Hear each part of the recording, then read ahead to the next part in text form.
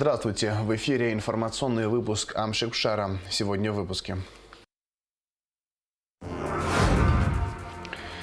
В Москве состоялась встреча президента Абхазии Аслана Бжаня с министром иностранных дел России Сергеем Лавровым.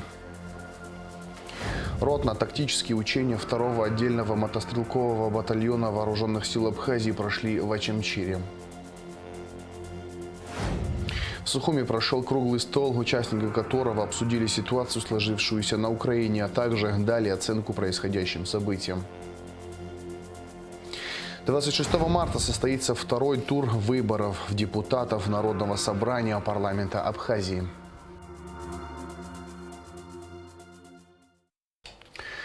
В Москве состоялась встреча президента Абхазии Аслана Бжаня и министра иностранных дел Российской Федерации Сергея Лаврова. На данном этапе контакты союзников особенно важны, отметил Сергей Лавров, приветствуя президента Абхазии. Аслан Бжаня подчеркнул, что граждане Абхазии поддерживают спецоперацию России и выразил готовность оказать дальнейшее содействие по линии Министерства обороны и специальных служб. Очень рад вас видеть. Мы продолжаем тесные контакты. В декабре встречались в Сочи с вашим министром иностранных дел. Очень полезные переговоры провели. Ну и в целом подчеркнули важность наших союзнических отношений. И встречи с вами, ваши контакты в Москве на данном этапе особенно важны, потому что как союзники, конечно же, мы должны сверять часы в периоды, когда международные отношения переживают такое сильнейшее напряжение. В результате неустанного стремления Запада всеми правдами и неправдами, а скорее неправдами, сохранить свое доминирование в международных делах, подчинить себе все и вся и вернуть однополярный мир. Это, конечно, иллюзии, но на данном этапе эти устремления вызывают серьезнейшее напряжение в международных отношениях, чему мы противодействуем вместе с нашими партнерами, союзниками, в том числе и с Республикой Абхазия. Мы довольны тем, как у нас развивается и политический диалог, военное, военно-техническое сотрудничество, оборонное сотрудничество, взаимодействие в торгово-экономической, инвестиционной сфере, гуманитарной, культурной связи. Все это позитивно воспринимается нашими народами, и мы заинтересованы активно это развивать. Оценили ваше решение по признанию Донецкой Народной Республики, Луганской Народной Республики. Будем активно способствовать развитию контактов с этими новыми государствами. И считаю, что в целом это будет помогать стабилизировать обстановку на нашем общем геополитическом пространстве. Ну и в отношении международных связей Абхазии мы подробно с Иваном Батовичем обсуждали это в декабре. У нас есть возможности продолжать поддерживать утверждение Абхазии своего законного места в международных делах. Поэтому считаю ваш визит очень своевременным, мы рассчитываем на полезный разговор. Добро пожаловать еще раз. Спасибо. Уважаемый Сергей Викторович, уважаемые коллеги, я признателен вам за то, что вы нашли время для встречи. Я хотел бы коротко проинформировать о тех процессах, которые сегодня происходят в Абхазии в связи с спецоперацией, которая проводится Россией на территории Украины. Граждане Абхазии, абсолютное большинство, понимают, насколько это важно, понимают, что это необходимая мера. В этом смысле у нас люди подготовленные. Вы знаете, только что сказали о том, что мы признали независимость этих государств. У нас прошел многотысячный митинг. Мы дважды осуществили гуманитарную акцию, направили определенные виды грузов жителям этих республик. В настоящее время более 150 женщин и детей из Донецкой республики и Луганской народных республик отдыхают в Абхазии. Мне кажется, мы создали неплохие условия. Я не заезжал к ним, супруга моя заезжала. Сейчас распогодится, мы организуем им экскурсии, учебный процесс, полюбили этих детишек и готовы еще принять. Готовы оказать содействие по линии Министерства обороны и по линии специальных служб. В этом ключе тоже идут переговоры. Я вчера был у своих бывших коллег, и там тоже будет обозначен наше присутствие, наш флаг.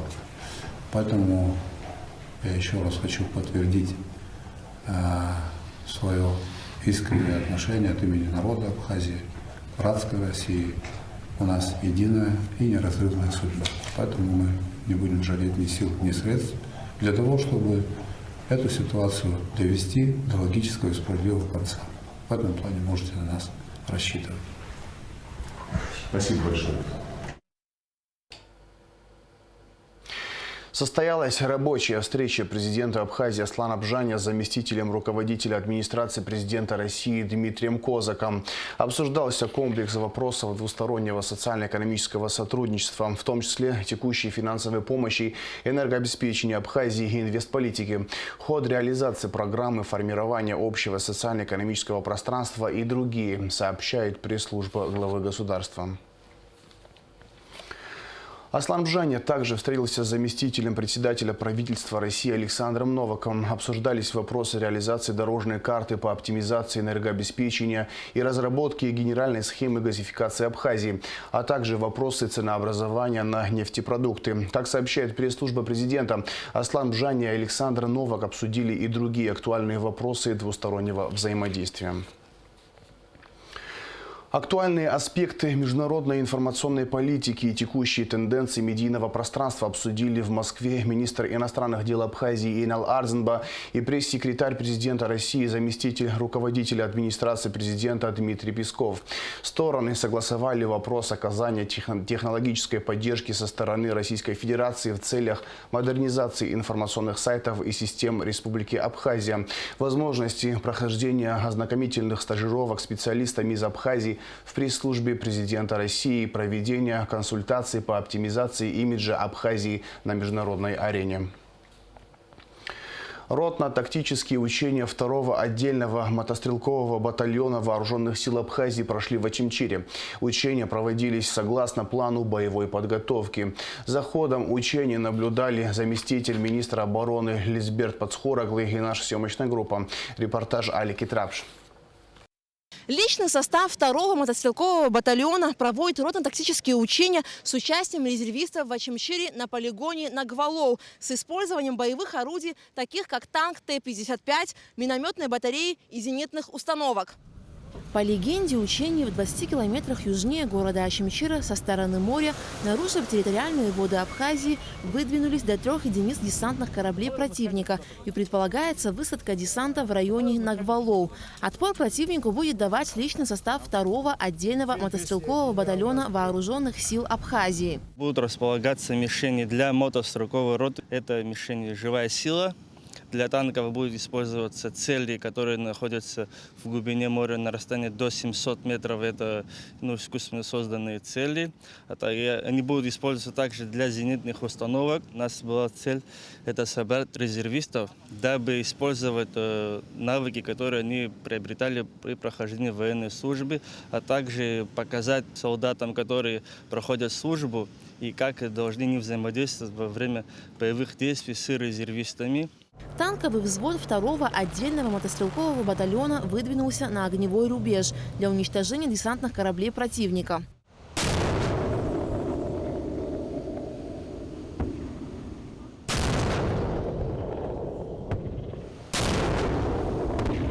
Десантные корабли противника понесли потери до 2 плавсредств. Остальные держат прежний курс и готовятся к высадке десанта. Для воспрепятствования живой силы и техники противника в бой вступает мотострелковая рота.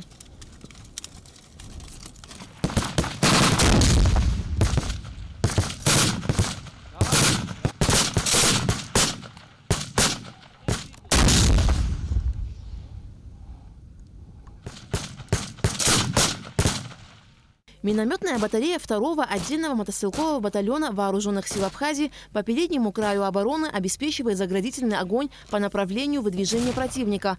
На завершающем этапе учений живая сила и техника противника была остановлена огнем зенитных установок.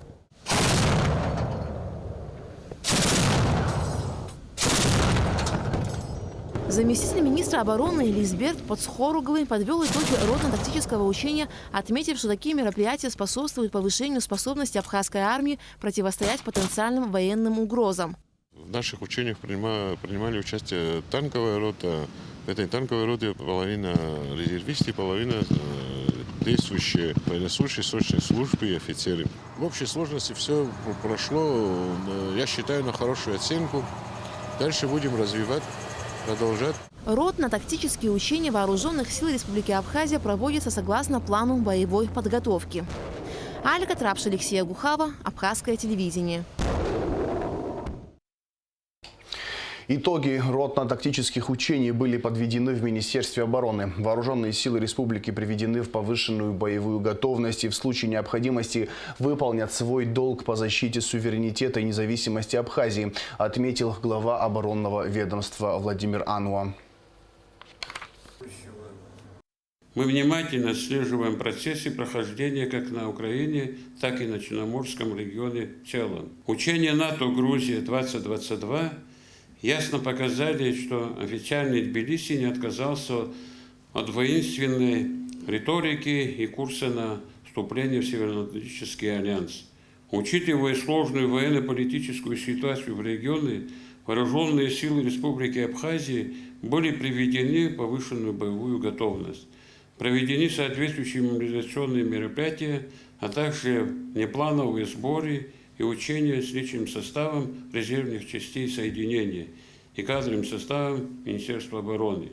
В случае обострения ситуации вооруженные силы готовы выполнить свой долг по защите государственного суверенитета и независимости Республики Абхазия. Министерство обороны в соответствии с союзническими обязательствами решения президента Республики Абхазия окажет военную помощь в достижении целей, поставленных Верховным главнокомандующим Российской Федерации перед вооруженными силами России.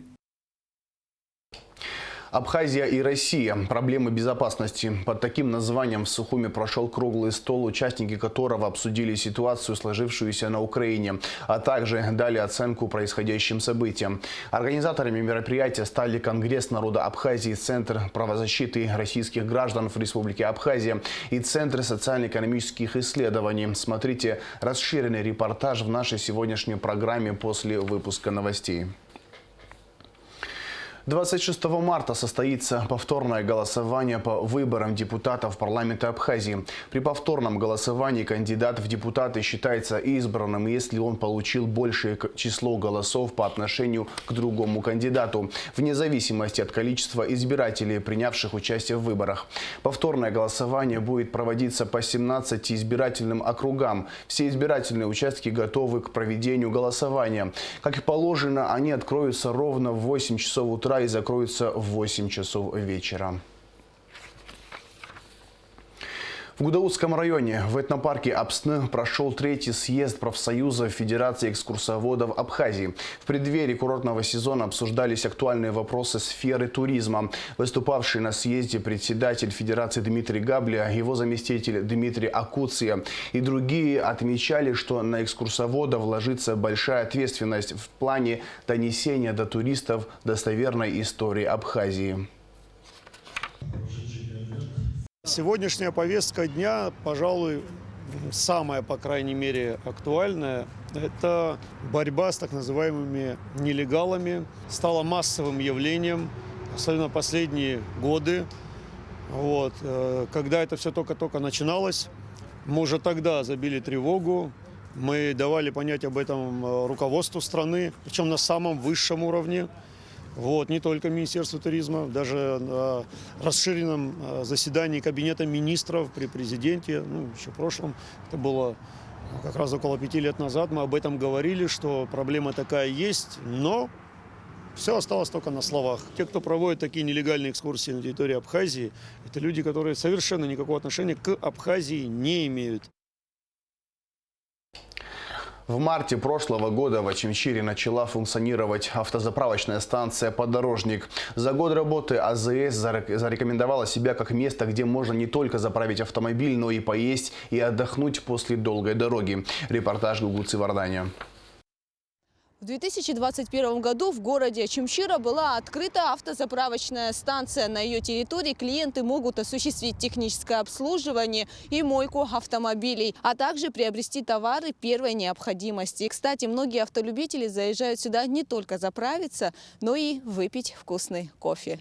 Встретиться с друзьями, уютно посидеть за чашечкой кофе и даже отпраздновать день рождения. Эта автозаправочная станция уже стала излюбленным местом для многих жителей города Очамчира и не только. В общем, завоевала сердца автолюбителей. Здесь можно не только заправить автомобиль, но и отдохнуть после долгой дороги. В неделю раза 4 здесь бываем. Обслуживание на высшем уровне. На самом деле все по-современному сделано. А посетитель, который может заехать сюда, может и кофе выпить, и посидеть в удобном месте. Что хотел бы заметить и обратить внимание, то что ближайшие села, здесь люди получили работу, довольны, хорошая высокая зарплата. Я сам автолюбитель и часто заезжаю на эту заправочную станцию. Мы все в городе очень обрадовались такому вот, большому объекту, можно приехать, кофе попить и заодно и посмотреть на автосервисе машину свою. Там есть люди, которые встречаются, видятся друг с другом, и на самом деле все жители города Ирэн очень довольны. Что Автозаправочная станция была построена с применением последних технологий и не наносит вреда окружающей среде в процессе эксплуатации. Большое внимание уделяется облагораживанию прилегающей территории и соблюдению норм пожарной безопасности. На станции технического обслуживания можно произвести как капитальный, так и мелкий ремонт автомобиля, поменять запчасти, шины и решить множество других технических проблем. Все виды работы производим. У нас есть химчистка, то есть все что угодно. Потом наш сервис по последнему, можно сказать, слову техники. И плюс у нас есть еще шиномонтаж. Здесь всегда оживленно. По пути сюда заезжают не только местные автовладельцы, но и туристы. Мы гости первый раз. Как вам здесь? Очень хорошо. Сюда как заехали? Сюда Гид привез. посоветовал, да, сюда зайти? Да. Сказал, вкусный кофе. Вот, пробуем. На АЗС можно насладиться не только итальянским кофе, свежей выпечкой, сэндвичами и френч-догами, но и полноценно пообедать. Меню здесь весьма разнообразное. От омлета с куриным филе, тигровыми креветками с жареным рисом, салатом с куриной печенью до карри с цыпленком и белым рисом. Продукция доставляется на объект российской компании «Еда-да». Фирма использует уникальную технологию акустической заморозки блюд, при которой удается сохранить все полезные свойства, качество и текстуру свежего продукта. Он считывает вот этот QR-код. И согласно этого QR-кода ставит время, программу, температуру, то есть все. И под определенным углом прогревает это все. Мне принесли. Спасибо. Значит, для того, чтобы мы получили вот это вкусное чудо, мы просто делаем один прокол. При закрытой двери подносим. Вот. Все. Индикатор загорелся. То есть он узнал, распознал вот этот QR-код и проколол.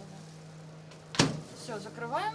Автозаправочная станция «Подорожник» работает в круглосуточном режиме без выходных. Кстати, здесь можно приобрести продукцию местных производителей. Все сотрудники – местные жители. Обеспечена стабильная заработная плата и удобный график работы. На объекте очень приветливый и дружелюбный персонал. Доброе утро. Слушаю вас. Капучино сколько вам? 2? По словам Олега Лакоба, для компании «Апснеойл», которая строила объект, это важный социальный проект. Так как в Очамчирский район инвесторы идут неохотно, считая, что эта территория потенциально неинтересна для инвесторов в силу того, что небольшое количество населения, малая проходимость, малое количество туристов. Мы решили по-другому. Мы решили, что здесь, на этой территории, в Восточной Абхазии, должен быть построен современный объект, который будет отвечать современным стандартам, скажем. На сегодняшний день в Абхазии работают 3 АЗС «Подорожник» в Гудауте, Сухуме и Очамчире. В планах построить еще 3 объекта, 2 в селе Бзыб и 1 в Приморском. Кстати, здесь можно также оформить бонусную карту, что позволяет копить баллы и приобретать товары из магазинов всех 3 АЗС со скидками. Гугут Савардания, Тимур Гогохи, Абхазское телевидение. А в завершении выпуска о погоде.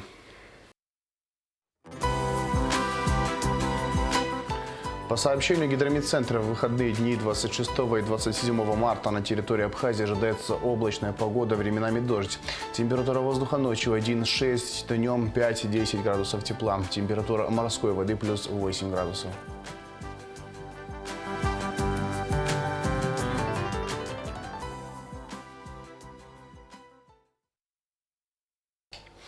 На этом информационный выпуск Камшик-Шара подошел к концу. Всего хорошего. До свидания.